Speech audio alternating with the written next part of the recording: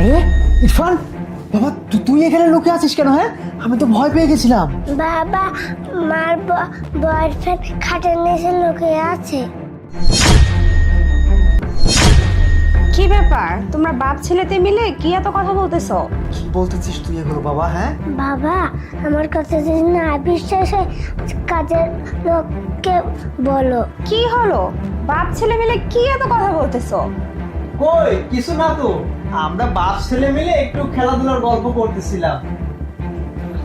ও sir, বাবু ঠিকই কইতাছে, ম্যাডামের না বয়ফ্রেন্ড ওই খাটের চিপায় লুকাই আছে। আরে আমি এই চিপার মধ্যে আর কতক্ষণ লুকিয়ে থাকবো?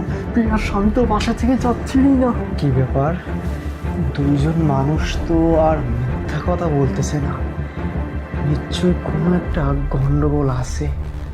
একটা কাজ করতে হবে, আমাকে যে করেই হোক ওই খাটের চিপায় যেতেই হবে। কি ব্যাপার, তোমরা সবাই মিলে কি এত কথা বলতেছো ফুসফাস করে? আমি কিন্তু সব কিছু শুনে ফেলছি। কি বলতেছে ম্যাডাম? এটা ম্যাডাম সব কিছু শুনে ফেলছে মানে? এখন আমি কি করি? এখন যদি ম্যাডাম আমাকে চাকরি থেকে বের করে দেয়, আমি কি করব, কোথায় যাব? আমি তো কিছুই বুঝতে পারতেছি না।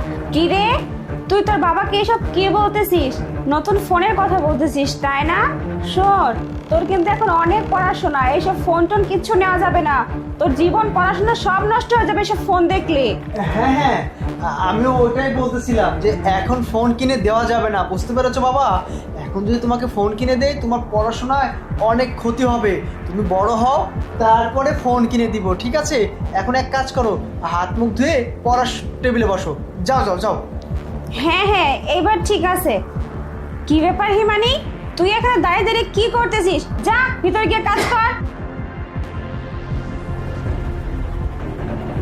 ছেলেকে আর কাজের মহিলাকে তো রুম থেকে বের করতে পারছি, কিন্তু আমার স্বামীকে এখান থেকে বের করব কিভাবে? আমার স্বামীকে যদি এই রুম থেকে বের করতে না পারি, তাহলে তো আমার বয়ফ্রেন্ডকেও বের করতে পারবো না। মহা মুশকিলে পড়লাম তো। আরে তুমি কখন থেকে দেখতেছি এখানে বসে আছো? তোমার অফিস নাই, কাজ করবো নাই, অফিসে যাবে না তুমি? আমি এখানে বসে আছি, এটা তোমার সহ্য হচ্ছে না তাই না? আমাকে তুমি তাড়িয়ে দিচ্ছ। ঠিক আছে, তুমি থাকো, আমি চলে যাচ্ছি।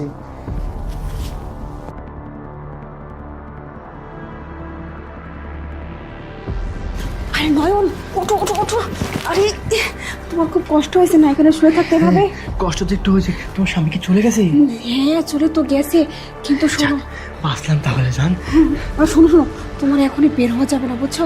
শোনো, তুমি এখানেই থাকো, আমি আগে দেখে আসি যে আমার স্বামী চলে গেছে কিনা, বুঝছো? না ছাড়া বিপদ হতে পারে। তুমি থাকো, ঠিক আছে? আমি দেখে আসতেছি। আচ্ছা ঠিক আছে, তাড়াতাড়ি আচ্ছা, আসবেন। আচ্ছা। হ্যাঁ আচ্ছা বাবা, তুমি চিন্তা করো না, আমি সব কিছু দেখে নেবো, ঠিক আছে?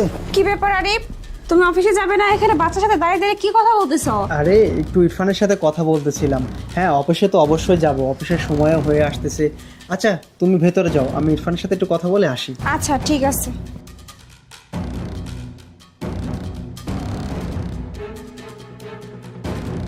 আচ্ছা তুমি হ্যাঁ আসছি, শুনো শুনো। আরে আমার স্বামী যে কোনো মুহূর্তের মধ্যে চলে আসতে পারে। কেন যায়নি? তুমি না যাই, তুমি এক কাজ করো, তুমি তুমি পর্দার মধ্যে লুকাও। আরে, কি বলতেছো তুমি? আসো, তুমি তাড়াতাড়ি লুকাও। আরে আরে চুপ, লুকাও। কি ব্যাপার, তুমি এখনো যাওনি অফিসে? দেরি হয়ে যাচ্ছে না তোমার? হ্যাঁ অফিসে যাব, ওই যে অফিসের ব্যাগটা না রেখে ও গেছি। ব্যাগটা রেখে কোথায় রাখছিলা? আমাকে বলো, আমি খুঁজে দিচ্ছি কোথায় রাখছিলা। আরে অফিসের ব্যাগটা এইটুকুর মধ্যে আছে। আচ্ছা না, এইদিকে কোথায় থাকবে চিপায় চাপায়? আর এদিকে আছে কোথাও হয়তো। আরে কি কি কি এখানে থাকবে কেন অফিসের ব্যাগ?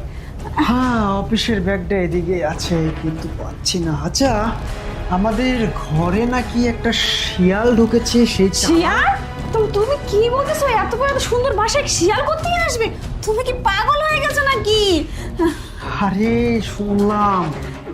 আচ্ছা আমিও তো ওটাই ভাবতেছি যে বাসায় কিভাবে ঢুকবি। হ্যাঁ তুমি দেখি শিয়ালটাও একটু দেখি, তারপরে ব্যাগটাও একটু দেখি। তুমি না পাগল হয়েছো? তুমি অফিসে যাও তো, কি যে করতেছো না। আরে আরে এই তো চালাক শিয়ালটাকে পেয়ে গেছি।